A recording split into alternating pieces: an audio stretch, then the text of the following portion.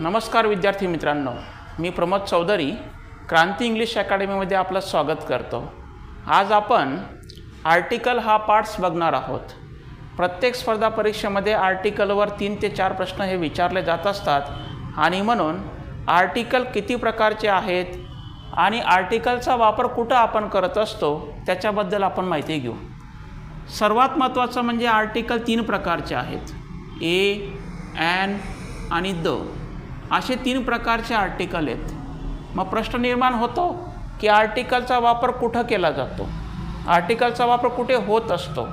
सर्वात महत्त्वाचं म्हणजे तिघही आर्टिकलचा वापर नाऊन आणि ॲडजेक्टिव्ह याच्या अगोदर केला जातो। कुठं केला जातो?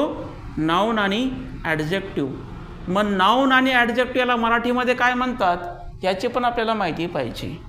नाऊन म्हणजे नाम आणि ॲडजेक्टिव्ह म्हणजे विशेषण, हे लक्षात घ्यायचं आहे। म्हणजे नेहमी वाक्यामध्ये ए, ॲन आणि द याचा वापर नेहमी नाऊन आणि ॲडजेक्टिव्ह, नाम आणि विशेषण याच्या अगोदरच केला जात असतो। सर्वात प्रथम म्हणजे आपण 2 आर्टिकलचा अभ्यास आज आपण करणार आहोत। 2 आर्टिकल आहेत ए आणि ॲन। सर्वात महत्त्वाचं म्हणजे काय, ए आणि ॲन आर्टिकलचा वापर करत असताना ते कॉमन नाऊन पाहिजे। कॉमन नाऊन म्हणजे काय? सामान्य नाम। आता कॉमन नाऊन कोणकोणते असतात हे आपल्याला लक्षात घ्यायला पाहिजे। कॉमन नाऊन म्हणजे सामान्य नाम, जगामध्ये ज्यांची संख्या असंख्य असते त्याला कॉमन नाऊन असं म्हणतात। उदाहरणार्थ बॉय आहे, गर्ल आहे, टीचर आहे, स्कूल आहे, कॉलेज आहे, हे सगळे कॉमन नाऊन आहेत। म्हणजे काय, ए आणि ॲनचा वापर करताना ते नाऊन कॉमनच पाहिजे, सामान्य नामच पाहिजे, हे लक्षात घ्यायचं आहे। आणि सर्वात महत्त्वाचं म्हणजेच ए आणि ॲनचा वापर करताना ते काउंटेबल पाहिजेत। म्हणजे आपण जी नावं काउंट करू शकतो ते सर्व त्या ठिकाणी कॉमन नाऊन असतात। मग अशा काउंटेबल कॉमन नाऊनच्या अगोदर ए आणि ॲनचा वापर केला जात असतो। सर्वात महत्त्वाचं म्हणजे ए आणि ॲनचा वापर करताना त्याची माहिती अनिश्चित असायला पाहिजे। ज्याची माहिती निश्चित नसते त्या ठिकाणी ए आणि ॲनचा वापर केला जात असतो, हे लक्षात घ्यायचं आहे। आता आपण काय करू, सुरुवातीला आपण एचा वापर कुठं करायचा याच्याबद्दल माहिती घेऊ। एचा वापर करत असताना त्या कॉमन नाऊनची सुरुवात कन्सनंटने व्हायला पाहिजे। कन्सनंट, कन्सनंट म्हणजे व्यंजन, हे लक्षात घ्यायचं आहे। म्हणजे काय, ABCDमध्ये 26 मूळाक्षर आहेत, त्या 26 मूळाक्षरांपैकी 5 प्रकारचे स्वर आहेत आणि स्वरांना इंग्लिशमध्ये वॉवेल्स म्हणतात। काय म्हणतात? वॉवेल्स म्हणतात। मग ए, ई, आय, ओ आणि यू हे वॉवेल आहेत। म्हणजे 5 प्रकारचे वॉवेल आणि 21 प्रकारचे त्या ठिकाणी कन्सनंट आहेत। मग एचा वापर करताना त्या नावाची सुरुवात कन्सनंटने व्हायला पाहिजे, व्यंजनाने व्हायला पाहिजे। व्यंजनाने झाली असेल तर एचा वापर करतात, हे लक्षात घेतलं पाहिजे।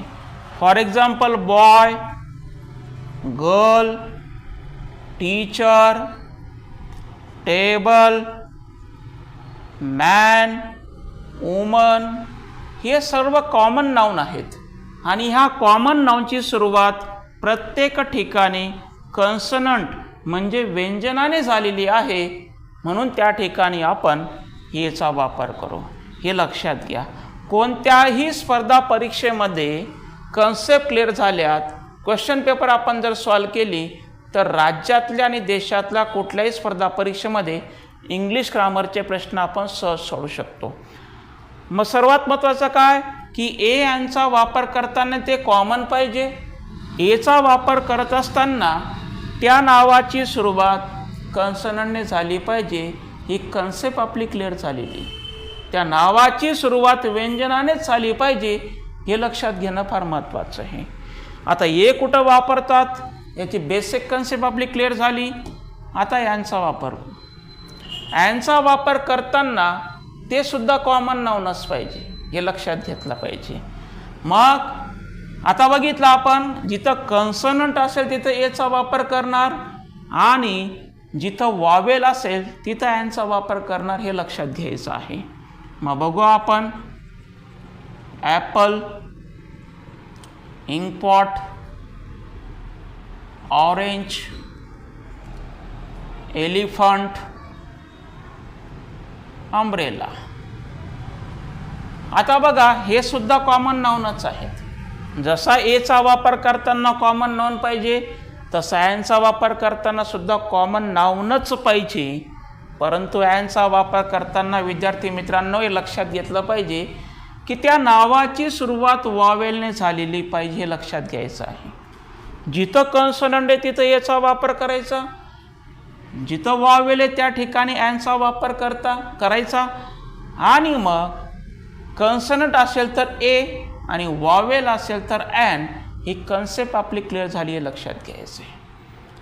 मग स्पर्धा परीक्षांमध्ये राज्य लेवलच्या आणि सेंट्रल लेवलच्या केंद्र स्तरावर एवढं सोपं आपल्याला त्या ठिकाणी विचारलं जाणार नाही की this is a boy, that is a girl, I have an apple. इतके बेसिक क्वेश्चन आत्ताच्या काळामध्ये कुठल्याही स्पर्धा परीक्षांमध्ये विचारला जात नाहीत. मग लक्षात घ्यायचं आहे, विचारलं काय जातं.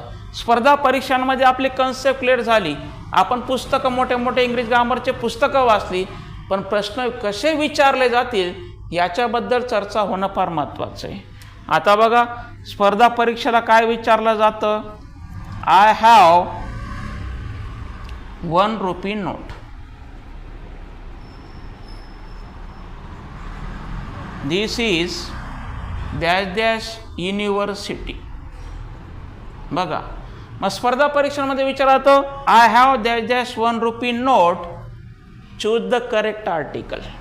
मग ज्या विद्यार्थ्यांना बेसिक नॉलेज फक्त पुस्तक वाचून विद्यार्थी परीक्षा सेंटरवर जातात, मग त्यांना असं वाटतं की ₹1 नोट हे कॉमन नाऊन आहे, काउंटेबल नाऊन आहे आणि मग त्याची सुरुवात वॉवेलने झाली. ओ म्हणजे वॉवेल. मग ते सरळ काय करतात, हां आपल्याला नॉलेज झालेलं आहे की कन्सोनंट असेल तर ए आणि वॉवेल असेल तर ॲन, मग सरळ ते ॲनचा वापर करतात आणि मग काय करतात, ते ॲनचा वापर करतात. मग त्यांना कॉन्फिडन्स वाटतो की आपलं उत्तर बरोबर आहे. पण स्पर्धा परीक्षांमध्ये विद्यार्थी मित्रांनो इंग्रजी ग्रामर त्या ठिकाणी मिरट लागत असतं.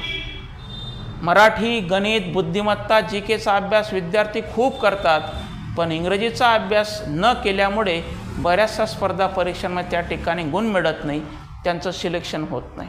बघा, आता फोकस करा सर्वजण की त्या नावाची सुरुवात वनने झाली म्हणजे त्या ठिकाणी तो वॉवेल आहे, म्हणून विद्यार्थी ॲन वापरतात आणि घरी येऊन ॲन्सर की चेक करतात की आपलं उत्तर चुकीचं आहे. आता ते उत्तर चुकीचं काय लक्षात घ्यायचं आहे की तो ओ आहे, त्याचा आपण वन असा उच्चार केला, त्याचं प्रोनाऊन्सिएशन केलं. मग ते वचं अक्षर कोणतं आहे, वचं अक्षर व्ही आहे. मग व्ही हा त्या ठिकाणी कन्सोनंट आहे का वॉवेल आहे, तर तो कन्सोनंट आहे. म्हणजे काय लक्षात घ्यायचं आहे की त्या नावाची सुरुवात वॉवेलने झालेली आहे, परंतु त्याचा उच्चार, त्याचं प्रोनाऊन्सिएशन हे कन्सोनंटसारखं होत असेल, व्यंजनासारखं होत असेल तर त्या ठिकाणी एचा वापर करायचा, हे लक्षात घ्यायचं आहे. की बेसिक कन्सेप्ट क्लिअर करता करता त्याच्यावर प्रश्न कसे विचारले जातील, प्रश्न विचारणारे काय विचारणार आहेत याच्याबद्दल शिकवणं आणि शिकून घेणं फार महत्त्वाची गोष्ट आहे विद्यार्थी मित्रांनो. पुढचा प्रश्न बघू आपण, दिस इज डॅश डॅश युनिव्हर्सिटी. आता युनिव्हर्सिटीचा त्या ठिकाणी काउंटेबल नाऊन आहे, त्याच्या सुरुवातीला यू हे अक्षर आलेलं आहे. मग आपण बघितलं यू काय आहे, यू हे वॉवेल आहे. मग विद्यार्थी काय करतात, परत तिथं ॲन वापरतात. त्यांना वाटतं की आपलं उत्तर बरोबर आहे. एवढा सहज सोपा प्रश्न विचारला, पण विद्यार्थी मित्रांनो इंग्रजी ग्रामर जेवढं आपण कठीण समजतो तेवढं कठीण नाही आहे आणि सोपंसुद्धा नाही. कन्सेप्ट क्लिअर केला तर त्या ठिकाणी चांगले चांगले मार्क्स आपल्याला मिळू शकतो. आता यू बघा, यू वॉवेल आहे, पण बघू आपण त्या ठिकाणी युनिव्हर्सिटी हा शब्द आपण त्या ठिकाणी, युनिव्हर्सिटी हा शब्द आपण बघितला, य अक्षर आहे, यचा अक्षर कोणतं आहे, वाय. मग वाय हे वॉवेल आहे का कन्सोनंट आहे, कन्सोनंट आहे. म्हणजे काय काय लक्षात घ्यायचं आहे, जरी नावाची सुरुवात कॉन्सनंटने वॉवेलने झालेली आहे, जरी स्वर आहे, पण त्याचा उच्चार ज्या वेळेस कॉन्सनंट सारखा होतो, व्यंजनासारखा होतो, त्या ठिकाणी एचा वापर केला जातो, हे लक्षात घ्यायचं आहे. म्हणजे सांगण्याचं तात्पर्य काय विद्यार्थी मित्रांनो, की नावाची सुरुवात वॉवेलने झाली, पण त्याचा उच्चार ज्या वेळेस कॉन्सनंट सारखा होत असेल, व्यंजनासारखा होत असेल, त्यावेळेस त्या ठिकाणी ए आर्टिकल वापरलं जातं. राज्याच्या प्रत्येक डिपार्टमेंटला क्लास 3 वर्ग 3च्या जेवढ्या काही परीक्षा आहेत, त्या परीक्षांना असे प्रश्न विचारले जातात, हे लक्षात घ्यायचं आहे. की विचारणारा आपल्याला कोणताही प्रश्न विचारो, कोणतेही स्पर्धा परीक्षा, क्लास 3 असो, क्लास 2 असो, क्लास 1 असो, कुठलाही पेपर असो, त्याची बेसिक कन्सेप्ट आपली क्लिअर होत नसेल तोपर्यंत आपल्याला त्या ठिकाणी इंग्रजी व्याकरणामध्ये चांगले मार्क्स मिळू शकत नाही.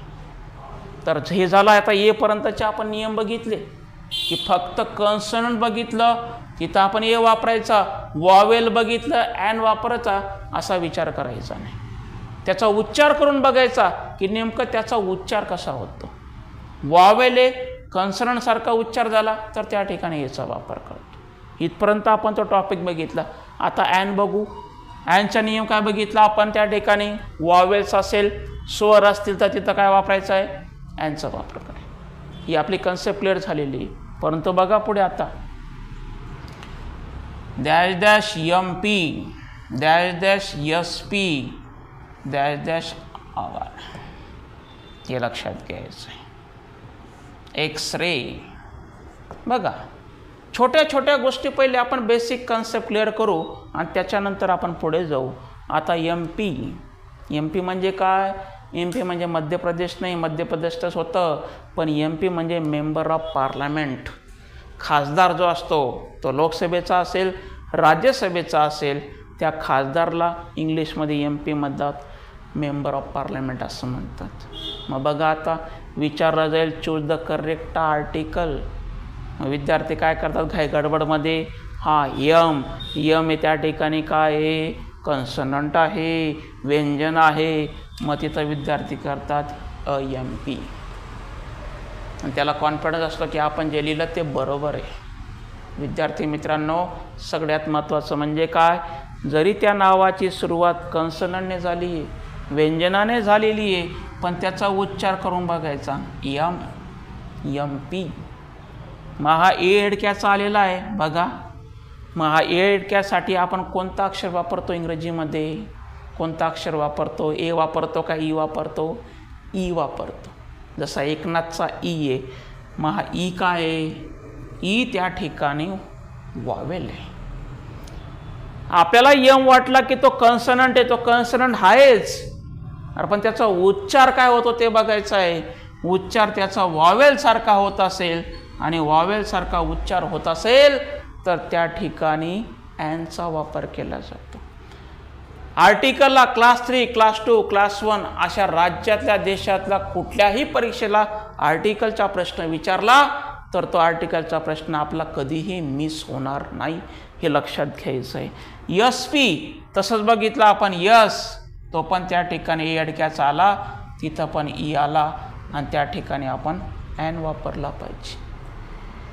इंग्लिश ग्रामर एकदम सोपं आहे, फक्त त्याच्या बेसिक कन्सेप्ट क्लिअर झाल्या तर आपण कोणत्याही परीक्षेला आत्मविश्वासाने कॉन्फिडंटली आपण सामोरं जाऊ शकतो, हे लक्षात घ्यायचं आहे. पुढचा शब्द काय बघा, HOUR.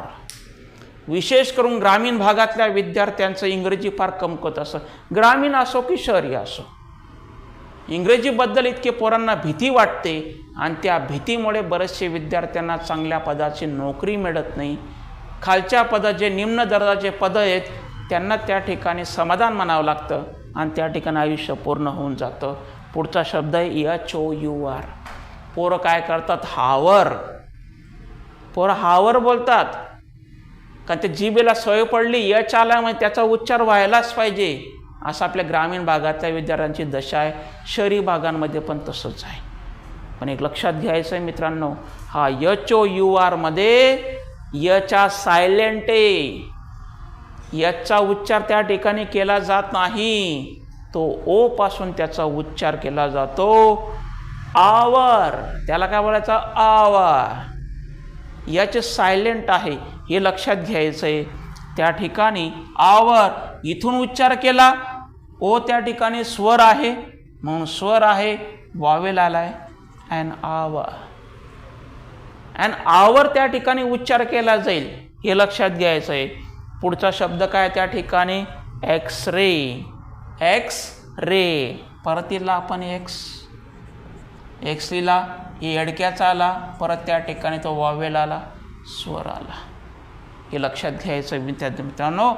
त्या ठिकाणी ॲन वापरायचं आहे. म्हणजे सांगण्याचं तात्पर्य एकच की ए आणि ॲनचा वापर करताना ते कॉमन नाऊनच पाहिजेत, ते काउंटेबलच नाऊन पाहिजेत. काउंटेबल म्हणजे काय? जे आपण काउंट करू शकतो 1 2 3 4 1 2 3 4.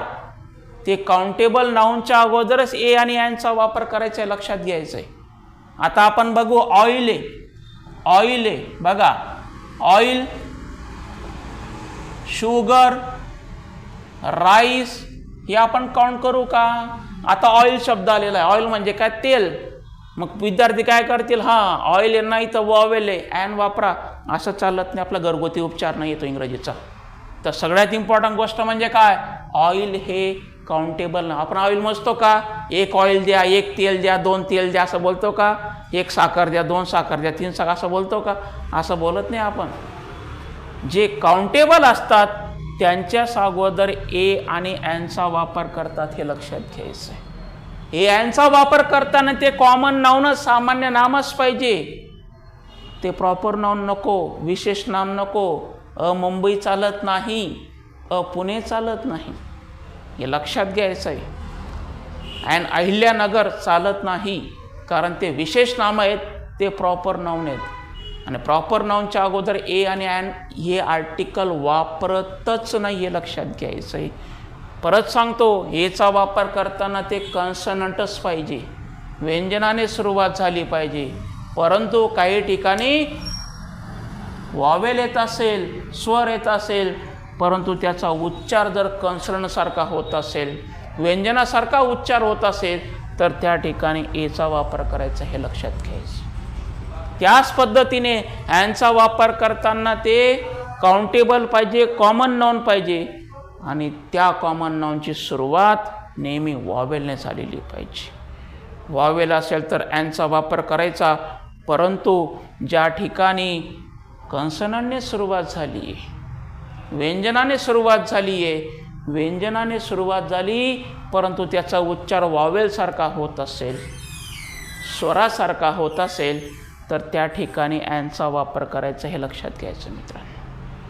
हे बेसिक आर्टिकलचे नियम समजून त्याच्याबद्दल ग्रुप डिस्कशन करून चांगल्या पद्धतीने आपण जर कन्सेप्ट क्लिअर केल्या, तर ए आणि ॲनवरून कोणताही परीक्षेमध्ये प्रश्न विचारला गेला तरी त्याला आपण आत्मविश्वासाने आणि पटकन त्या ठिकाणी ते उत्तर आपण शोधू शकतो. विद्यार्थी मित्रांनो, या व्हिडिओमध्ये, या लेक्चरमध्ये आपण ए आणि ॲन या 2 आर्टिकलबद्दल बेसिक माहिती आपण घेतलेली आहे. याचे नियम अजूनसुद्धा आहेत की ए ॲनचा वापर, आता इथपर्यंत जो वर्ग 3 ज्या परीक्षा आहेत त्या परीक्षांना प्रश्न कसे विचारले जातील याच्याबद्दल आपण माहिती घेतलेली. परंतु आपल्याला फक्त वर्ग 3 साठी नाही तर वर्ग 2 आणि वर्ग 1 वर परीक्षांना ए आणि ॲन आर्टिकलचे प्रश्न कसे विचारले जातील याच्याबद्दल पण आपण पुढच्या व्हिडिओमध्ये चर्चा करणार आहोत, ग्रुप डिस्कशन करणार आहोत आणि माहिती घेणार आहोत. त्यासाठी विद्यार्थी मित्रांनो, आज आपण थांबू. पुढच्या व्हिडिओला आपण पुन्हा एकदा ए आणि ॲन आर्टिकलचा आपण अभ्यास करणार आहोत. धन्यवाद. थँक्यू.